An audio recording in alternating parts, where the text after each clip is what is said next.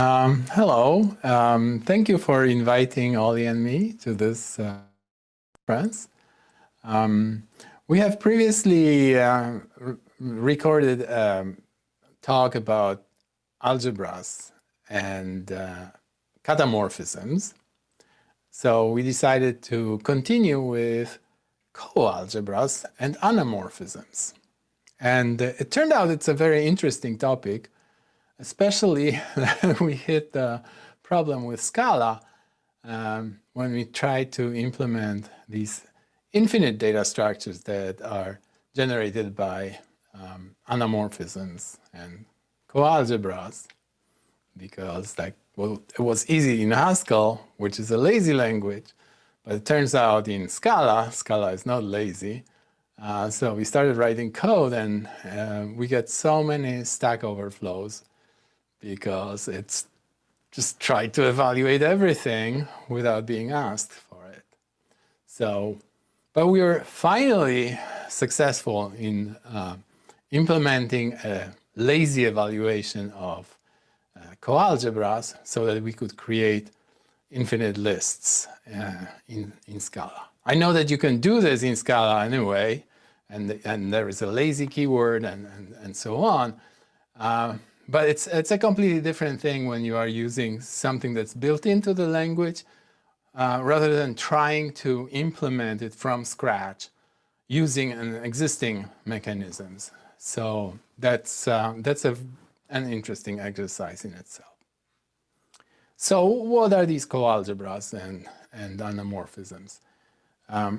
So first, let's talk a little bit about algebras. Like an algebra can be used to generate these recursive data structures, actually to fold recursive data structures. So if you have a tree, let's say an expression tree, you can reduce it to a single value. That's called a catamorphism or a fold, right? But the question is, where do you get these trees to begin with, right? I mean, these are data structures that don't have fixed size. So you can have a tree or a list that is of arbitrary size. So the way this works is that we have these two types of data structures in a language. One is fixed size, and these are generated using algebraic data types. So you can have tuples, you can have, these are product types, and you can have ethers, which are sum types, or types in which you have a choice. It's either this or that, or something else, and so on. So the way you can generate these recursive data structures is sort of like growing trees. So if a catamorphism disposes of a tree, cuts it down, anamorphism is something that used to generate a tree from a seed. Okay, so you have something called a seed, a value. It could be a very complex value, like a seed for a tree contains genetic material to build a whole tree. And it's the same with anamorphisms. You start with something that's one concentrated data type, and then what you do is you build up from it. You start generating the tree. So you grow branches, and then these branches grow other branches, and these branches grow more branches, and so on. So what happens is that you can describe this process as a gradual thing. So you start with a seed, and then you want to create a node which contains other seeds. These seeds are generated from the previous seed, and they are put into this node. And this node is best described using a functor. It's a data constructor, so it contains, some data, in this case, new seeds, right? And also, so this functor is a fixed size data structure usually, right? But then you can have options also, like, do you want to continue growing this branch, or are you done? You can stop growing this branch, and that corresponds to these sum data types. So if you have a sum, you can pick, you know, do I do something or do I do nothing? When you do nothing, the growth stops. And in this way, you can generate these finite but arbitrary size data. So we need some examples of recursive data structures. And I'm going to use sort of mixed notation, mathematical and Scala.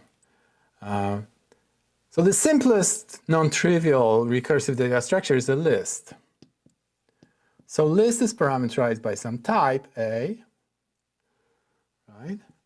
And now we have a choice of either empty list, so we are done, or plus is the sum type, A cross list of A. How do we understand this definition? List of A is either empty or it's a value of type A. It's a list of A's, so it has values, right? Paired, product means just a pair, paired with another list of A. So this is a recursive definition because it's using the left-hand side to define the right-hand side, right? And this is like head of the list, and this is the tail of the list.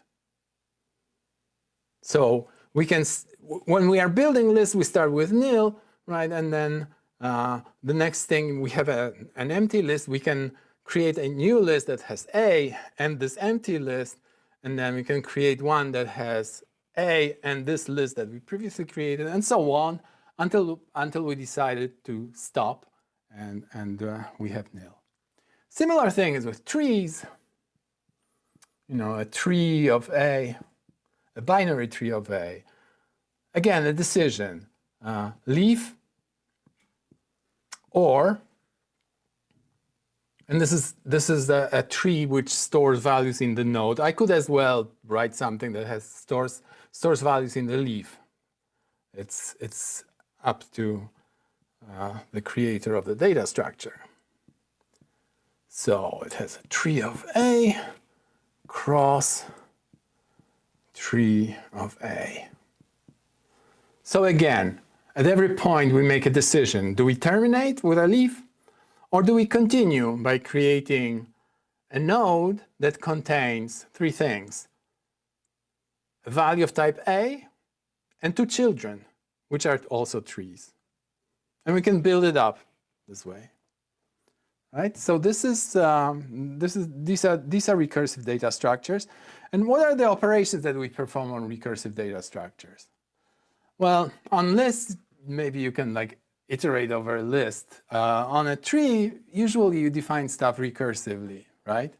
So the most general way of doing this stuff is to define some recursive procedures. And these, there are several basic things that you can do with recursive data structures in bulk, so that you just generate one function that operates on the whole thing. You can map over it, so you can apply a function to every element of a list or every element of a tree. You can filter it, right? You can fold it, so that will be a catamorphism. And the final thing that we are interested in today is unfolding or anamorphism. So it's creating a data structure from a tree, from a seed. Okay. So how do you grow a tree from a seed? Well, you start with a seed, Okay? And then you say, from this seed, I want to create a node and fill it with new seeds so that I can continue and grow these seeds. So from this, I will grow each of these seeds to a new node and seed it with new seeds. Okay? And so on. And if I have a data structure that describes the node, and I have a choice of continuing or not, you know, eventually I can stop doing this, right? And so on. And this process of creating a node from a seed can be described as a function. So it's a function that takes some type A, right? So the type of the seed is A. So you pick the type of the seed, and then you have to provide a function from A to f of A, which is a node full of A's. These things here are nodes. They contain A's, right? So we need a data constructor, we need a type constructor that takes A and puts it into some kind of functor. And if this functor, so I'm already saying it's a functor, right? But the important thing is, why should it be a functor? Because when you have a node and you want to continue growing, then you have to go underneath the node, right? And grow the seeds. And that's what functor allows us to do. The functor allows us to apply a function to its contents, right? Here the contents are the seeds. You apply the same function that you started here to these seeds. So one function like this describes the whole growth process. And the examples of this functor f could be, for instance, let's see. So we have this function, and we can define f of a equals, let's see, and I write it like a mathematical formula: 1 plus 2 times a. Okay. So how do we understand this? Well, it's a type constructor, takes type A, and 1 corresponds to an empty node. So this is a terminal thing. It's actually a terminal object in a category. This is the singleton. 2 corresponds to a doubleton. So this is a data type that has 2 possibilities. For instance, true and false. So 2 is actually a Boolean in this notation. The product means you pair it with A. Okay? So this function here from A to FA would have to say, okay, under some conditions, whatever the value of A is, I will pick, depending on some condition, whether I terminate, so use the singleton, or I continue, right?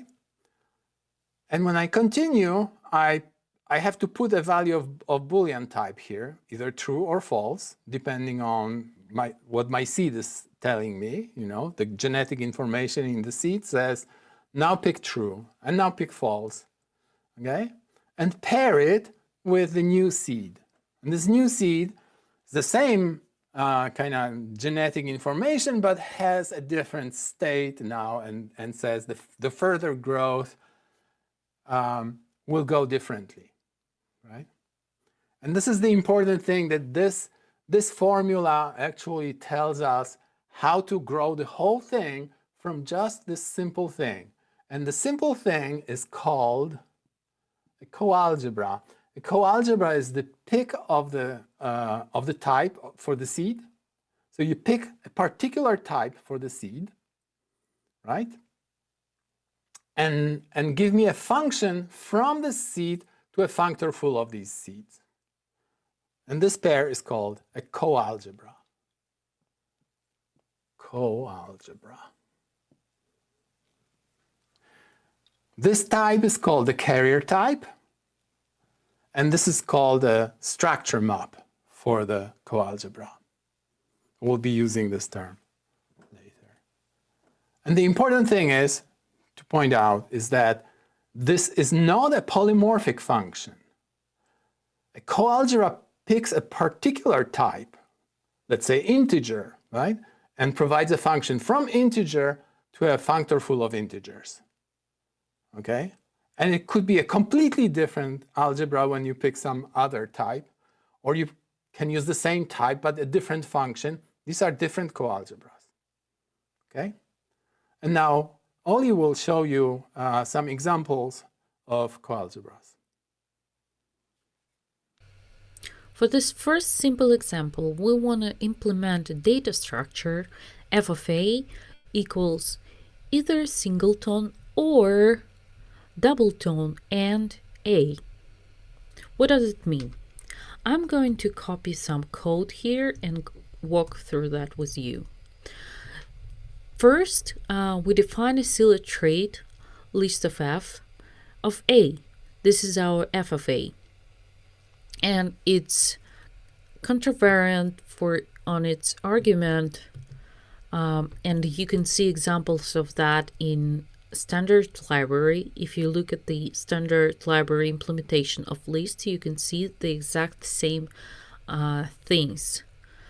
So the contravariance, I'm not going to stop here, but basically it's made so that if A is a subtype of B, then list of A is a subtype of list of B. So nil is our singleton, and const f is the second part, where 2 is Boolean, it's a double tone, and A is A. And all of this extends list of Boolean of f. The first thing that we want to do here is create a functor of this for this structure. As you might have already noticed, I have two imports from cat's library, functor and implicits. So I'm going to use this functor to build my own functor. And this functor looks pretty standard. Nil maps to nil, const maps to const with the same head, and we apply a function f to the tail. So that's pretty standard. Then we're going to move to building coalgebra. First, we need to define a type, and this type will be called coalgebra. And it has two arguments, the functor and the carrier type. The functor and carrier type. And of course, it's a function from A to FA. The second thing that we want to do is to create our first coalgebra, to define our first coalgebra. For that, I'm going to use a function which type is coalgebra, and I'm going to build a function that for each positive integer will return a pair of Boolean and integer, and if the integer is equals to 0, then return nil. Let's take a look. So this is our function. What's interesting here is that we have a seed n, and we grow our list out of this, changing the value of the seed every time we go through this function. So we're gonna call it multiple times, and eventually it will finish with 0 if the number is positive, of course, otherwise it will blow up. And we will terminate with nil value. So you can have many different algebras for the same functor. For the same functor, you can define a lot of different algebras, coalgebras in this case, same with algebras. And you can map these coalgebras. So you can define a mapping of coalgebras. So a mapping of coalgebras, what would it be? I mean, a coalgebra is something that's a choice of the carrier, and then there is a function, let's call it alpha, that goes from A to f of A. This pair. But suppose you have another coalgebra that has a different carrier, B, and a different, obviously, function. B goes into f of B. So if we want to have some kind of mapping between these coalgebras, we'll have to have a mapping between the carriers, right? So a mapping of coalgebras will be some function, let's say g, that goes from A to B. But this can be an arbitrary function, because an arbitrary function will not really preserve the structure of the algebra. I mean, the structure of algebra is given by these structure maps. So what does it mean that it preserves? And the easiest way to visualize it is to draw a diagram. So this function g goes from A to B.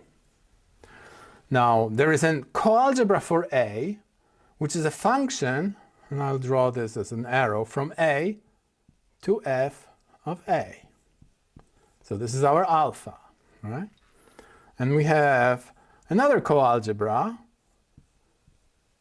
f of B, and this is its structure map, beta, right?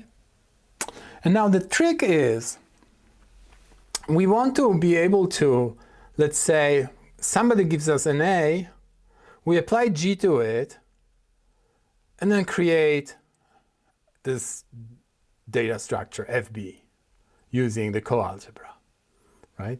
A node filled with B's.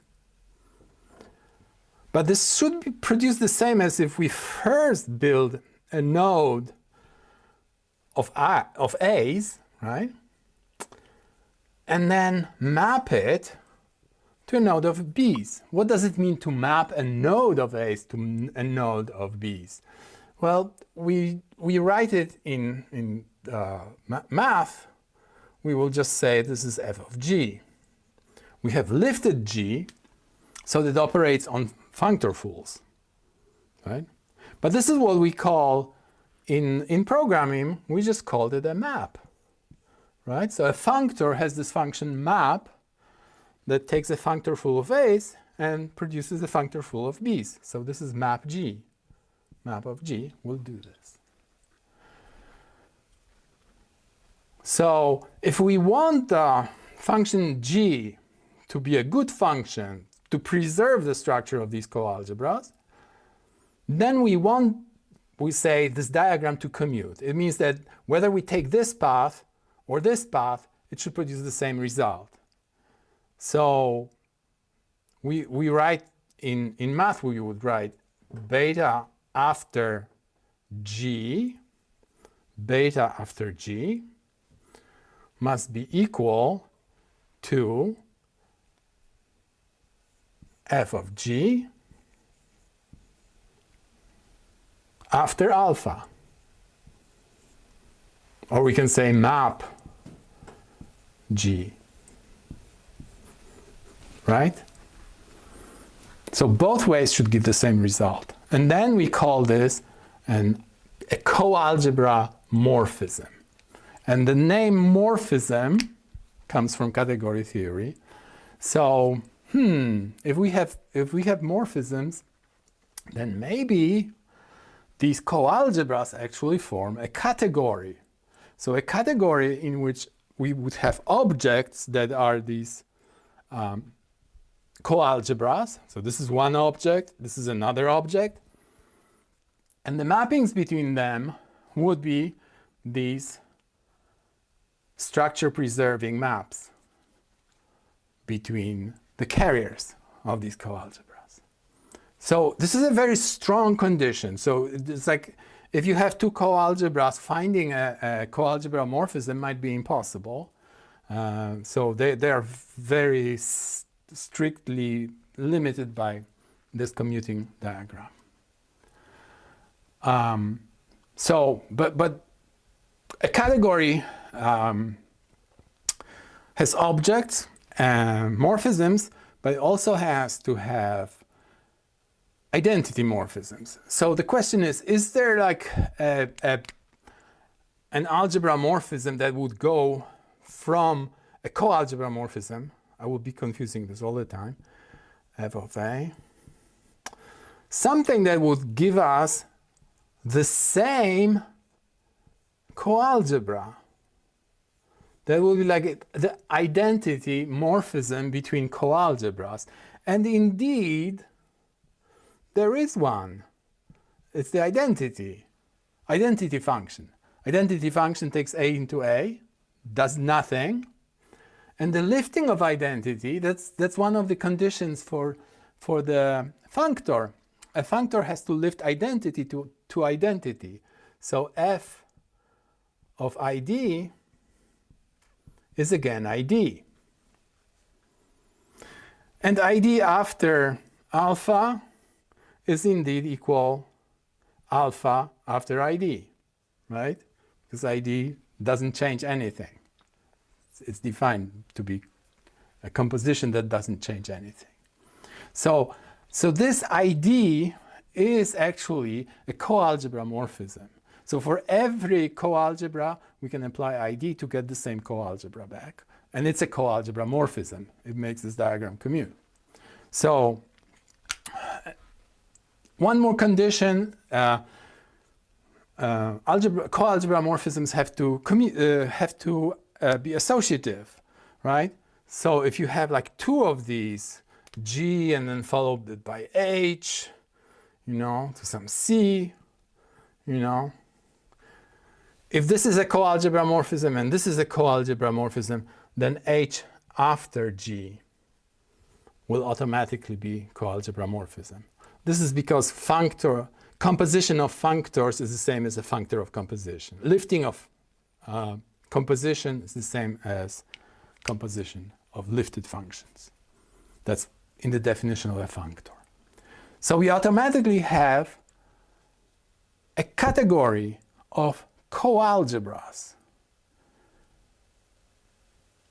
Why is it important? So what does it give us that we have a category? There are some interesting constructs in category theory, and for us, of particular interest is something called a terminal object. A terminal object is an object in the category. Let's call it T, the object T. Maybe I should call it capital T, huh? Well, that's okay. And it has a unique morphism from any other object. So if you have an object A, there is a morphism from A to T, but it's only one. There's no other. Okay? Take another B, and it has a unique morphism to T. That's called a terminal object. So now we are talking about the category of coalgebras, right? So a terminal object in the category of coalgebras would be a coalgebra, obviously, right? Because these are the objects in the category. And what does it mean that it's terminal? It means that from any other coalgebra, there is a unique, what? Coalgebra morphism, right? So let's draw the diagram for coalgebra morphisms. So the terminal coalgebra has a carrier, let's call it T for terminal, and it has a structure constant, let's call it J. And this is f of t. Okay? Now we have any other algebra with a carrier A and some structure map alpha, and it goes to f of A. And we are trying to find a T that has this property that for any other algebra there is a unique arrow, unique algebra morphism from A to T that makes this diagram commute, right? So this is, so if we call this, let's say H, then this is f of H, lifted H, right? So the condition here is J after H must be equal to f of H, which is map H after alpha. Okay?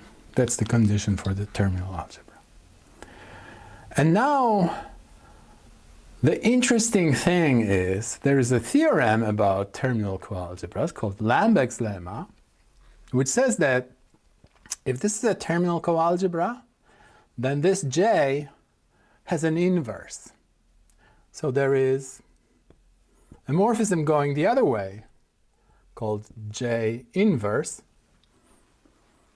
that maps f of t to t, right? So J inverse goes from f of t to t, which, by the way, is known as an algebra. So this is coalgebra goes this way, and algebra goes from f to t. It's the fold kind of thing, right? Okay, so this is Lambeck's lemma. And now if you have a morphism going both ways, morphism and an inverse of it, it means that this mapping is an isomorphism. It's called an isomorphism. Isomorphism.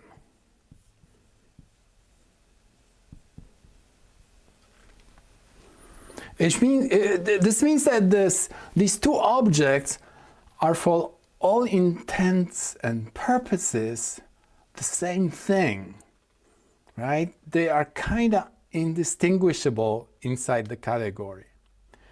So we could write it as f of t is isomorphic to t, right?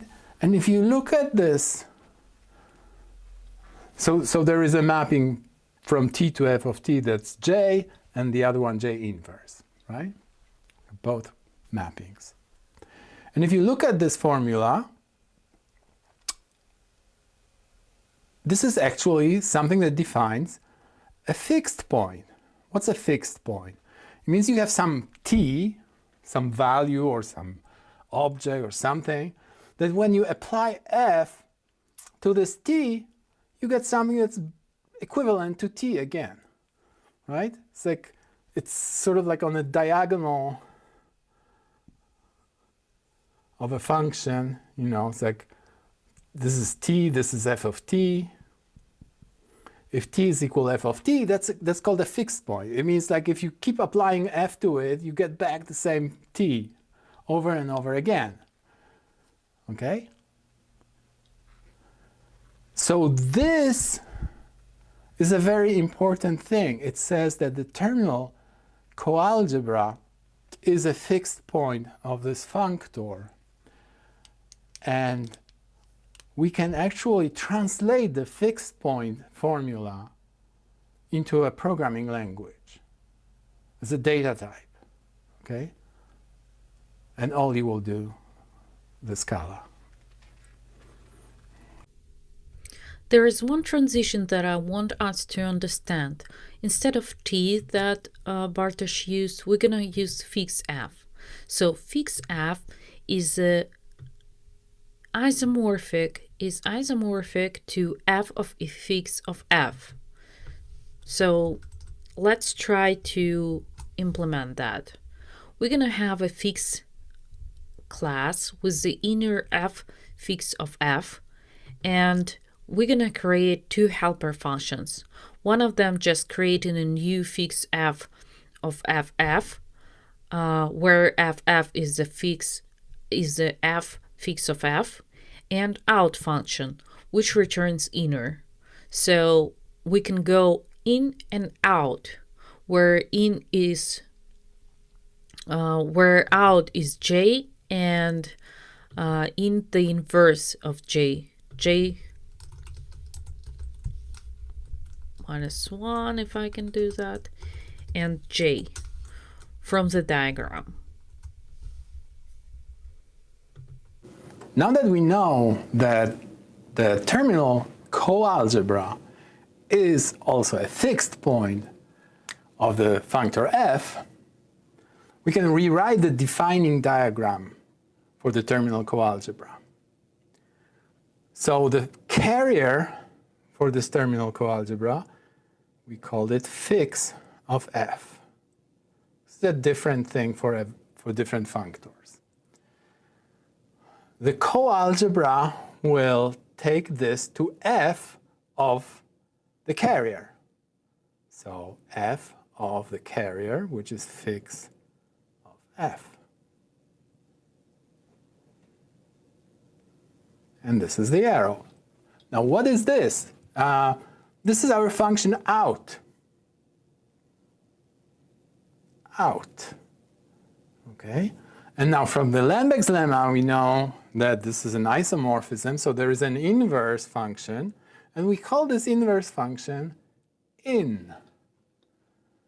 Okay? Now let's see, there is an unique algebra morphism from any other algebra to this.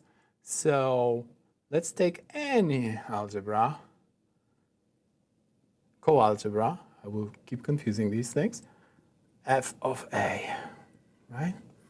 And let's give it a name. Instead of alpha, I'll say coa, for coalgebra. So this is an arbitrary coalgebra.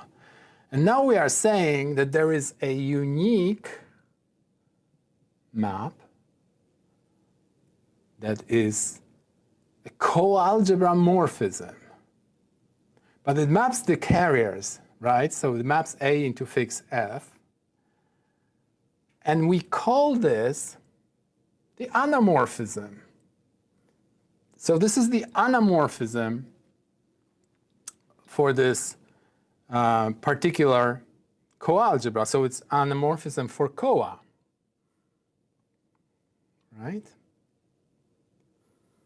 For every coa, we'll have the different anamorphism, but it's unique. For a given coa, this is a unique morphism of coalgebras, right?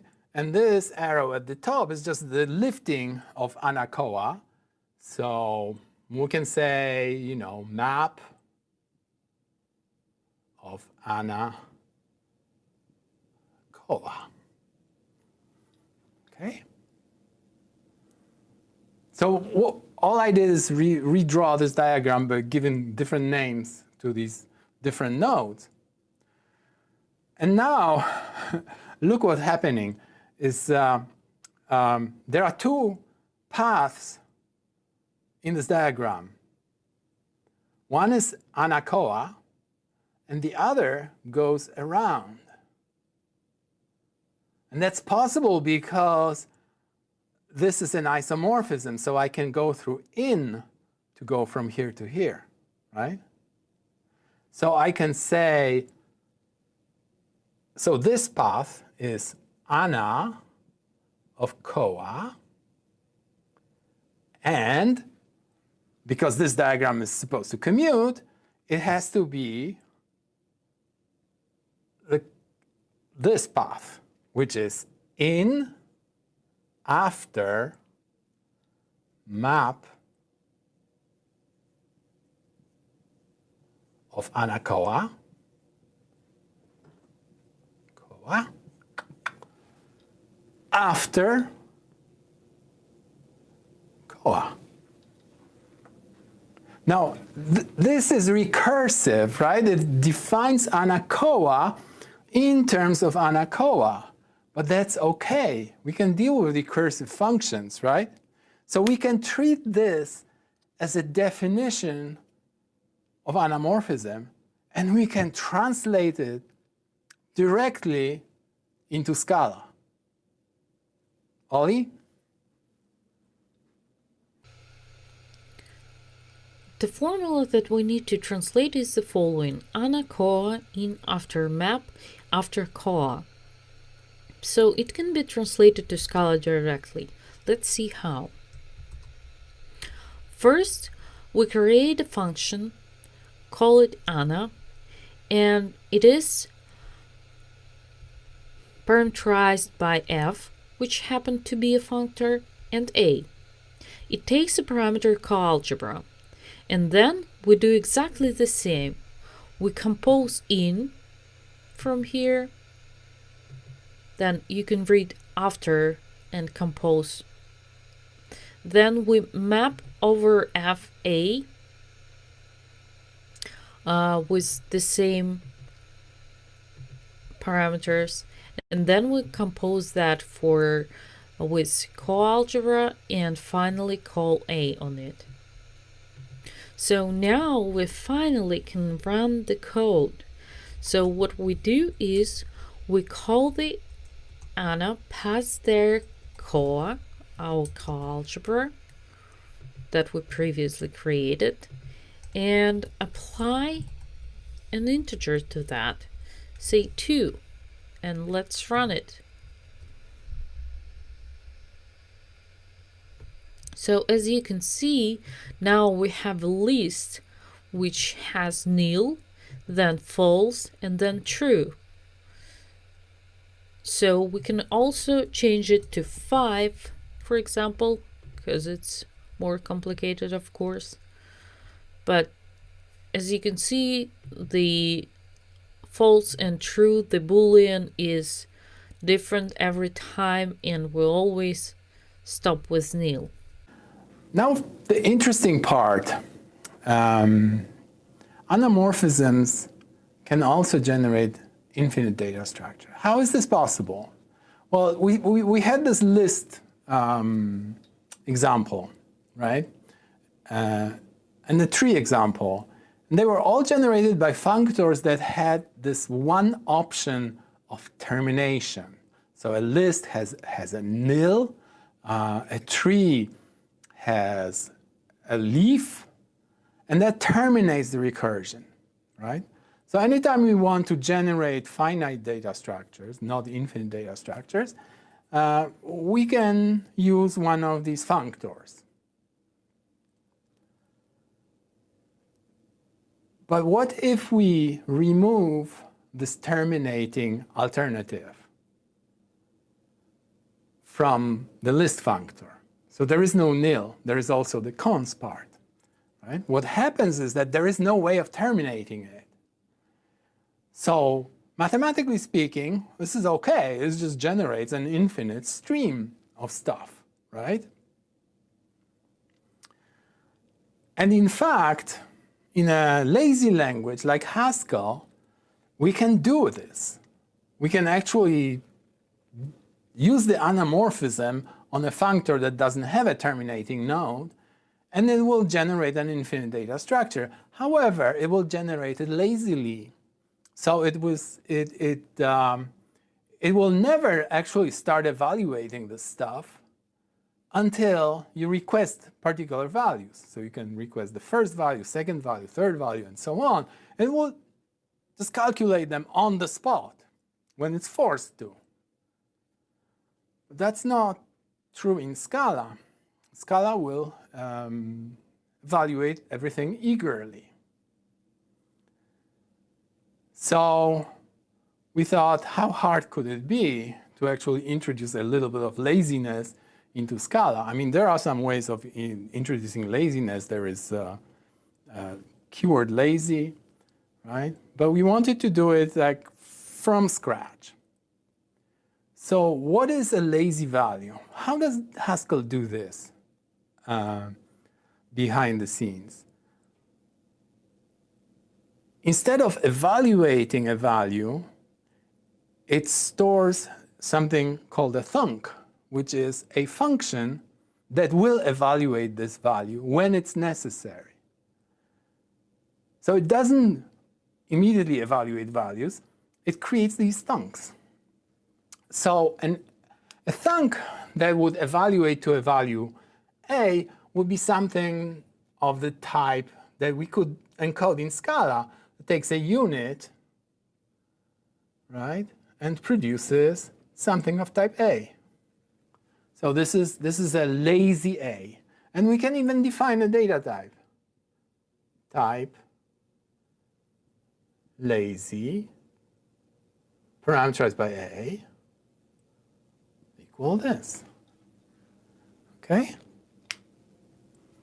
So this is just a nice encapsulation of the fact that we are not actually evaluating A until we force this function to be evaluated. What does it mean to force it? Well, we call this function with a unit, and it gives us an A. So that's forcing, right? Unfortunately, the immediate thing that we tried is like, oh, take a value of A and make it lazy, right? So let's write a function that takes a value of A and makes it a lazy value, right? The problem is that if you write a function, its argument is immediately evaluated in Scala, right? So there's no laziness there. Okay, so we had to like handcraft all this code to actually work, and we went through so many Stack Overflows that it's incredible. And you may ask, why do we need these infinite data structures? Well, for instance, a list of all integers is an infinite data structure. I mean, if you want to encode it as a data structure, then you have to use an infinite data structure, right? And how do you create an infinite list of something? Well, you have to use an anamorphism. You start with a seed and you create it. So now I'll let Ollie explain the code that actually does it in Scala. All right, I am ready for the real magic. So we're gonna do that. First, we start with the type alias, lazy, which is parameterized by A, and this is just an alias for function from unit to A. Fantastic. Now we're gonna cheat a little bit and use implicit conversions to implicit def to lazify something and to force something. To lazify, we just take a parameter A, and it is parameterized by A, and it returns lazy A. How does it do that? Simply by writing this simple function A, and force also parameterized, takes a lazy value, returns an A. Lazy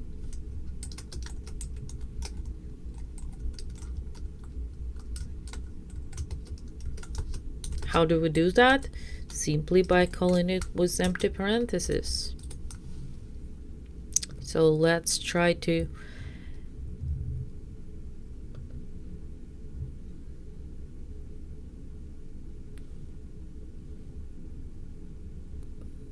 okay, fixed.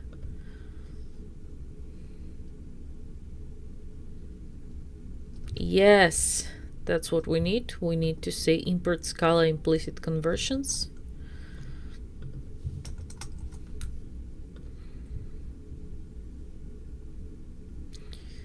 Now we have this lazy object, helper object.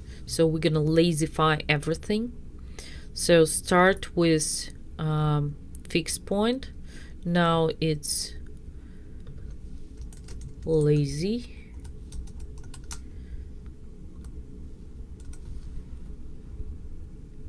And let's rename it actually to lfix, so that we wouldn't accidentally run everything with old fix. So here we take a lazy f of lfix.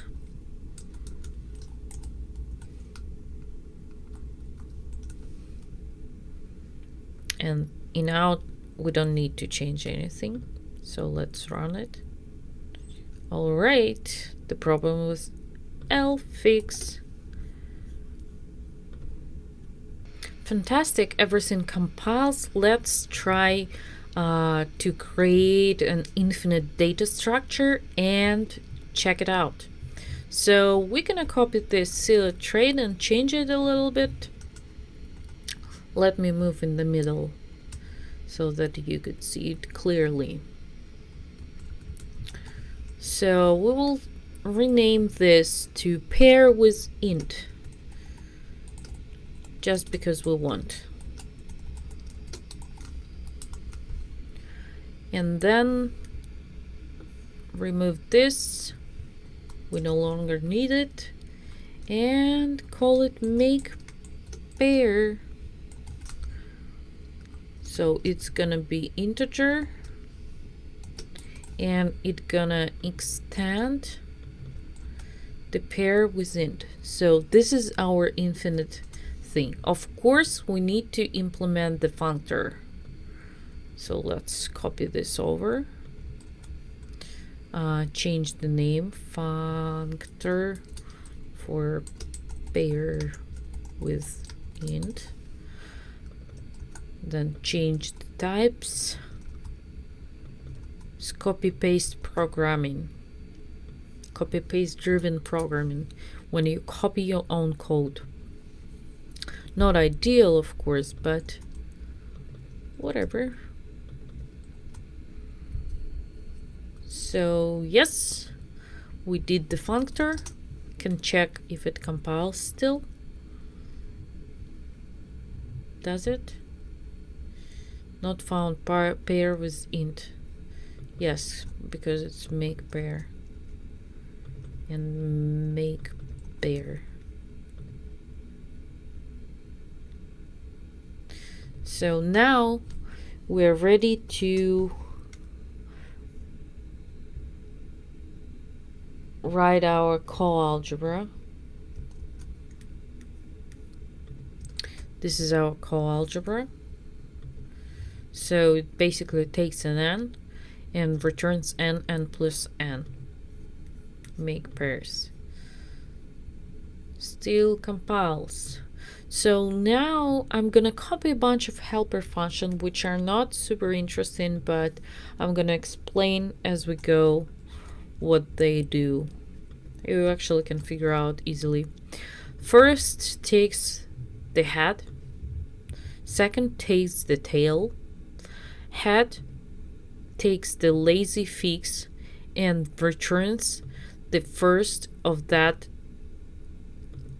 out function of the stream. So let's take a look at if it compiles. And now, the most important moment. We're trying to print the value of head and then tail again of Anna of the natural numbers coalgebra pair. And then we, where is it? And then we apply a 0, so it starts from 0. Let's take a look. Wow, Stack Overflow, is it here? No, we did it. It's 2. Correct. So let me add a couple more tails.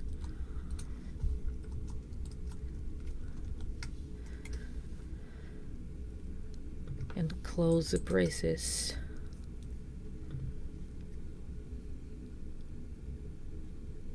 Three. Cool. I added only one. Okay, anyway, so in this example, you could see that we can now work with lazy functions, and it's also was a super simple transition. So we almost didn't change Anna and made lame fixes in the Lfix. Thank you. Unfortunately, we don't have all the time to give you interesting examples of these anamorphisms. This is just an introduction to a very interesting topic. But let me just say that coalgebras and anamorphisms are very useful in programming because they structure your code differently. So a lot of algorithms that you implement in functional languages contain recursion, right? And you write these recursive functions and often mutually recursive sets of functions. And this is something that is extremely difficult to follow in more complex cases. What this coalgebra approach gives you is that you can simplify it by having your data structures drive your program rather than having these built-in control structures, right? So even for finite data structures, coalgebras are great. I mean, you can have a coalgebra that produces a parsing tree, for instance. Like a compiler is a coalgebra. A part of it is a coalgebra. You can create these lists of stuff from data that you get. You read some data from disk and you create a list, for instance.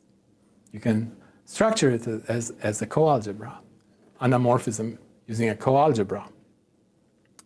But then you might ask, what about these infinite data structures? So like the example of infinite stream of integers is not that exciting. Why would you do that? But the thing is that starting with an infinite stream of integers, you can then produce other streams that are more interesting. For instance, you can create a stream of all prime numbers using the sieve of Eratosthenes, implemented as an anamorphism.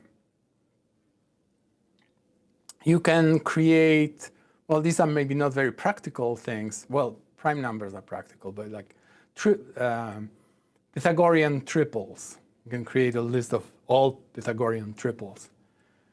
And the thing is that when you are writing something in a library for other people to use, you want to give the client the option of how much of the stuff they need. You don't want to create a separate function to create 10 first primes and 20 first primes and so on, or keep track of some kind of counter internally and ask the user to provide this counter. What if there is a condition, like I don't want anything that's greater than 1 million, for instance, right? So is the user going to pass you a predicate that says when to stop and so on? This gets very complicated and it's very difficult to generalize. But if you use these infinite data structures, then the client might just say, okay, give me the list of all prime numbers, and I'm just going to use 10 of them, right? And another client will use the same library and they will say, well, I want to get a list of all prime numbers, and I'm going only to look up to 1 million, let's say, right? That's a different condition. So the client has the option of defining the condition. And the other advantage, very important advantage, is that these infinite data structure and finite data structures as well, they let you drive your computation using a data structure. And structuring computation using data structures is much easier than using traditional control structures that are built into the language. And in fact, they are much more flexible because you can define your own algorithms that are not built into the language, right? So we strongly encourage you to study algebras and coalgebras and anamorphism and catamorphism. And there are more of these things. There are like hylomorphisms that are very nice. And they will enrich your programming abilities in any language and in Scala in particular. Thank you.